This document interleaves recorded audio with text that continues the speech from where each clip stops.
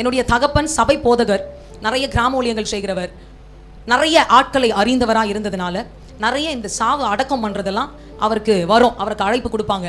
இந்த மரணம் அடக்கம் ஆராதனை இதை நடத்துறது, நிறைய திருமணங்களை நடத்துவது, இதெல்லாம் நான் சின்ன வயசுலேருந்தே பார்த்துட்டே வரேன். அப்போது நான் 3 வயசுலேருந்தே கல்லறைக்கெலாம் போயிருக்கிறேன். கல்லறைக்கு போகும்போது யூனிஃபார்மோடய போவேன், டேரெக்டாக அப்படியே போவோம். அங்கே அடக்க ஆராதனை இருக்கும். அப்பா அடக்கம்னா நான் ஜஸ்ட் அப்படி பார்த்துட்டு இருப்பேன், என்ன பண்ணுறாங்க, இதை மண்ணெல்லாம் போடுறாங்க, இதெல்லாம் பார்ப்பேன். இதெல்லாம் பார்க்கும்போது சின்ன வயசுலேருந்தே ஒரு இருதயம் எனக்குள்ளே இருக்குது.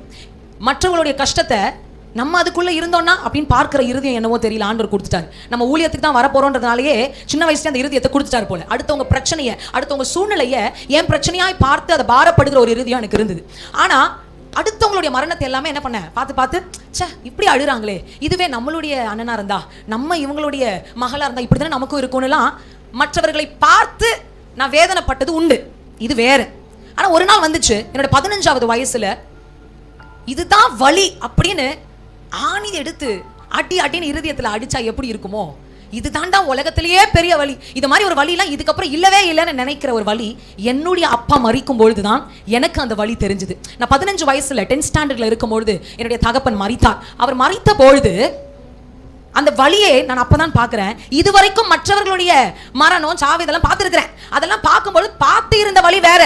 அது எனக்கே நடக்கும்பொழுதுதான் இந்த பெலன் போகும் மட்டும் சத்தமிட்டு அழுகிறது. நான் பொதுவாகவே ரொம்ப சைலண்டான, எனக்கு 4 சகோதரர்கள் இல்லையா, நான் ஏற்கனவே சொன்னது போல நாங்கள் 5 பேருமே ரொம்ப வெளி ஆட்கள் கூட பேசி மிங்கிள் ஆகிறது அப்படி கிடையாது. ரொம்ப அப்படியே சைலண்டாக இருப்போம். எங்கள் அப்பா ரொம்ப சொல்லுவார், வீட்டுக்கு வரவங்க கிட்ட பேசுங்க, ஏன் பேச மாட்டீங்க, நாங்கள் 5 பேர் ஒன்றாவே இருப்போம், ஒன்றாவே ரூமில் இருப்போம். நம்ம இப்படி குடும்பத்திற்குள்ள மாத்திரம் தான் நம்மளுடைய சத்தம் கேட்கும். வெளியிலலாம் கொஞ்சம் கூச்சம். ஆனால் இந்த நஷ்டம், இந்த எதிர்பாராத நஷ்டம், இந்த பிரிவினை என்ன தெரியுமா பண்ணுச்சு, என்னுடைய அப்பாவுடைய மரணத்துல ஒரு கூட்ட ஜனம் நிக்கிறாங்க. இந்த அடக்க ஆராதனைக்கு இந்த கல்லறையில சுத்தி ஒரு கூட்ட ஜனம் நிக்குது.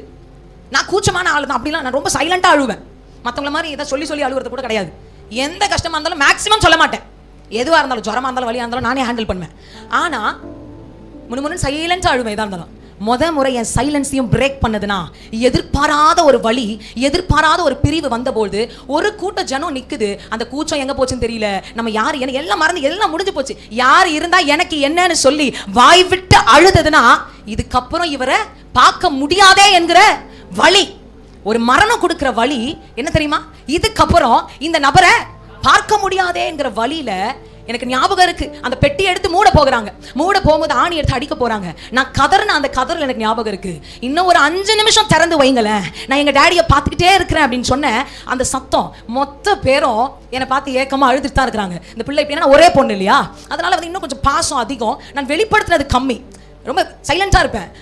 அப்போ இந்த பிரிவினை, எதிர்பாராத ஒரு நஷ்டம் வரும்போது ஒருவன் பலன் போக மட்டும் அழுகிறான். இங்க தாவீதை பார்க்கும்பொழுது தாவீதும் தன்னுடைய ஜனங்களும் எதுக்கு பலன் போக மட்டும் அழுதாங்கன்னு பார்த்தா, தாவீதும் தன்னோடு கூட இருக்கிற ஒரு சில ஜனங்களும் தாவீதின் பட்டணத்திற்கு வெளியே போயிட்டு திரும்பவும் அந்த பட்டணத்துக்கு வராங்க. இந்த பட்டணத்துக்கு வந்து பார்க்கும்பொழுது அமலேக்கியர்கள், எதிரிகள் இந்த பட்டணத்துல இருக்கிற எல்லாத்தையும் கொள்ளையடிச்சு அங்க இருக்கிற எல்லா ஸ்திரீகள், சிறியர்கள், பெரியோர்கள், எல்லா அவருடைய குமாரர்கள் எல்லாரையும் சிறை பிடித்துட்டு போயிட்டாங்க. போனதும் போனா கொள்ளையடிச்சால சும்மா விட்டுட்டு போல, அந்த பட்டணத்தை எரித்து போட்டார்கள். இப்ப தாவீது திரும்பவும் அந்த பட்டணத்துக்கு வந்து பார்க்கும்பொழுது தன்னுடைய பட்டணம் முன்பு இருந்தது போல இல்ல. இதுக்கு முன்னாடி அந்த பட்டணத்தை விட்டு கிளம்பும் போது தாவீதுடைய மனைவி, பிள்ளைகள் எல்லாம் சொல்லியிருப்பாங்க, சரி பார்த்து போயிட்டு வாங்க, உங்க காரியம் வெற்றியா முடியட்டும் இப்படின்னு சொன்ன மனைவி இல்ல. அங்க இங்கும் திரிந்த பிள்ளைகள் இல்ல, உற்றார் உறவினர்கள் இல்ல.